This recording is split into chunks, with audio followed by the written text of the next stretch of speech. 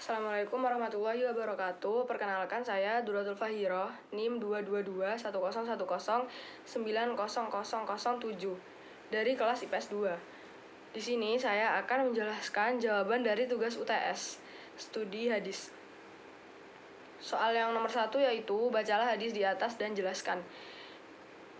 An Abi Ad-Darda radhiyallahu anhu qala Rasulullah man salaka tariqan yaltamisu fihi ilman sahalallahu lahu tariqan ilal jannah wa innal malaikatu la tadau ajnihataha ridol li talibil ilm.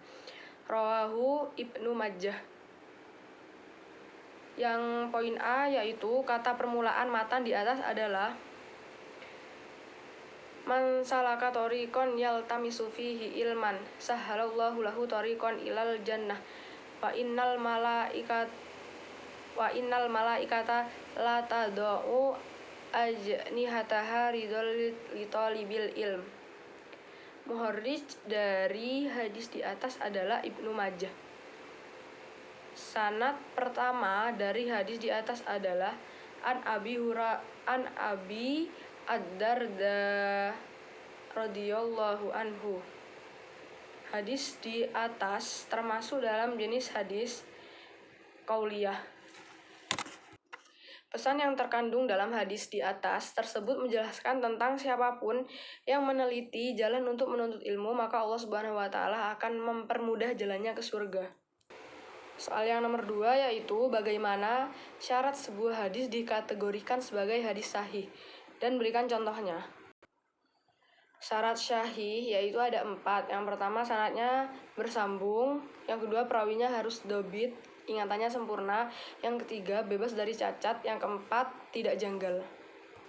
Contoh hadis sahih dalam keutamaan wudhu yang bunyinya haddasana Ihsaqu bnu Mansurin haddasana Habbanu bnu Hilalin haddasana Abanu haddasana Yahya anna Zaidan haddasana anna Aba Salamin haddasahu an Abi Malikil Asy'ari qala Rasulullah sallallahu alaihi wasallam at-tuhuru syatrul imani walhamdulillahi hitamlaul mizana wa subhanallah walhamdulillah hitamlani au tamlau ma bainas samawati wal ard wassalatu nuru wassadaqatu burhanu wassabru diya'u wal qur'an hujjatulaka au alaika kullun nasi yagdu fabayi'u nafsahu famu'tikuha au mubikuha. Rasulullah Shallallahu alaihi wasallam bersabda, bersuci adalah setengah dari iman. Alhamdulillah timbangan, subhanallah dan alhamdulillah keduanya memenuhi, atau salah satunya memenuhi apa yang ada antara langit dan bumi. Salat adalah cahaya, sedangkan adalah petunjuk, kesabaran adalah sinar, dan Al-Quran adalah hujjah untuk amal kebaikanmu dan hijrah atas amal kejelekanmu. Setiap manusia adalah berusaha, maka ada orang yang menjual dirinya sehingga membebaskannya atau menghancurkannya. Soal yang nomor 3 adalah sebutkan dan jelaskan secara singkat faktor-faktor penyebab munculnya hadis maudhu. Yang A yaitu faktor politik, dikarenakan munculnya pertentangan antara umat Islam yang timbul setelah terjadinya pembunuhan terhadap Khalifah Utsman bin Affan oleh para pemberontak, dan Khalifah digantikan oleh Ali bin Abi Thalib yang menyebabkan umat Islam pada saat itu terpecah menjadi beberapa golongan. Yang B yaitu faktor kebencian dan permusuhan. Keberhasilan dakwah Islam menyebabkan masuknya pemeluk agama lain ke dalam Islam, namun ada di antara mereka yang masih menyimpan dendam dan sakit hati melihat kemajuan Islam. Golongan ini terdiri dari golongan zindik, Yahudi, Majusi, dan Nasrani yang senantiasa menyimpan dendam dan benci terhadap agama Islam. Yang poin C yaitu faktor kebodohan. Ada golongan dari umat Islam yang suka beramal ibadah namun kurang memahami agama. Mereka membuat hadis-hadis palsu dengan tujuan menarik orang untuk berbuat lebih baik dengan cara membuat hadis yang berisi dorongan-dorongan untuk meningkatkan amal dengan menyebutkan kelebihan dari amalan tertentu tanpa dasar yang benar. Yang poin D yaitu fanatisme yang keliru. yaitu dikarenakan sikap sebagian penguasa Bani Umayyah yang cenderung fanatisme dan rasialis. Yang poin E yaitu faktor popularitas dan ekonomi. Sebagian tukang cerita yang ingin agar apa yang disampaikannya menarik perhatian orang, dia berusaha mengumpulkan orang dengan cara membuat hadis-hadis palsu yang membuat masyarakat suka dan tertarik kepada mereka. Soal yang nomor 4 yaitu sebutkan satu biografi perawi hadis yang saudara ketahui. Di sini saya akan mengambil biografi dari Anas bin Malik. Anas bin Malik berasal dari suku Bani Najjar yang tinggal di Madinah dan merupakan anak dari Ummu Sulaim. Nama panggilan adalah kunyah. Ia adalah Abu Hamzah. Sejak kecil dia melayani keperluan Nabi Muhammad sehingga selalu membersamai Rasulullah. Dengan selalu bersama Rasulullah, dia menghafal banyak hadis.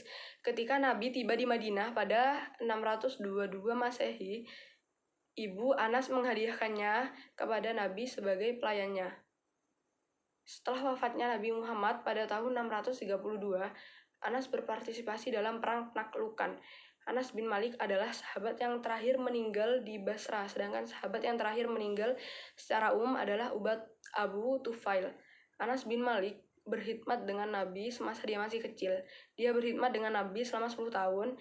Nabi juga selalu mendampingi Anas bin Malik untuk memberi petunjuk ajar pada Anas, seperti dalam memuliakan makan,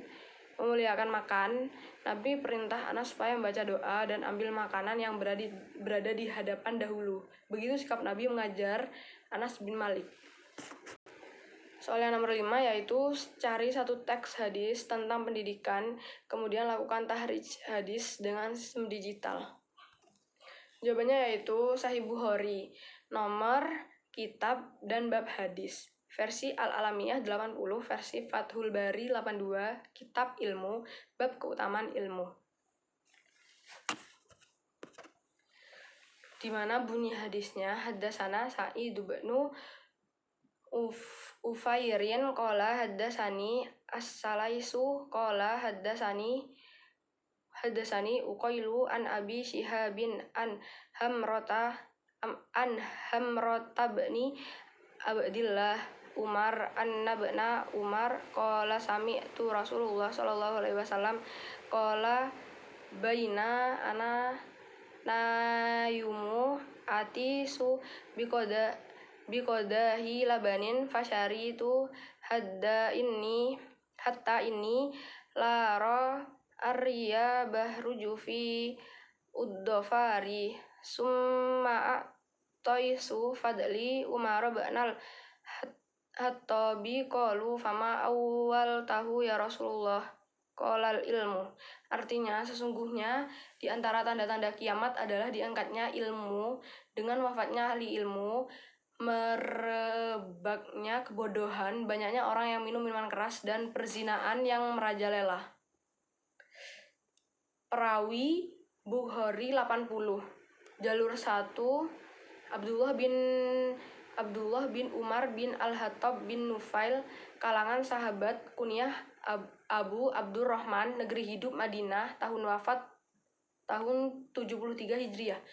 Hammah bin Abdullah bin Umar bin Al-Hattab, kalangan tabi'in, kalangan pertengahan. Kunyahnya Abu Umarah, negeri hidupnya di Madinah, tahun wafatnya di sini tidak tercantum. Yang selanjutnya yaitu Muhammad bin Muslim bin Ubaidillah bin Abdullah bin Syihab, kalangan tabi'in, kalangan pertengahan. Kunyah Abu Bakar, negeri hidup Madinah, tahun wafat 124 Hijriah. Uqail bin Halid Uqail, kalangan tabi'in, tidak jumpa sahabat. Kunyah Abu Halid, negeri hidup Syam, tahun wafat 144 Hijriah. Yang selanjutnya adalah Laits bin Sa'ad Abdurrahman, kalangan tabi'in, kalangan tua. Kunyahnya Abu Al-Harits, negeri hidup Maru, tahun wafat 175 Hijriah. Yang selanjutnya yaitu Sa'id bin Katsir bin Ufair bin Muslim bin Yazid, kalangannya tabi'ul atba, kalangan tua. Kunyah Abu Usman, negeri hidup Maru, tahun wafatnya 226 Hijriah. Sekian penjelasan dari saya. Kurang lebihnya mohon maaf bila ada kesalahan. Wassalamualaikum warahmatullahi wabarakatuh.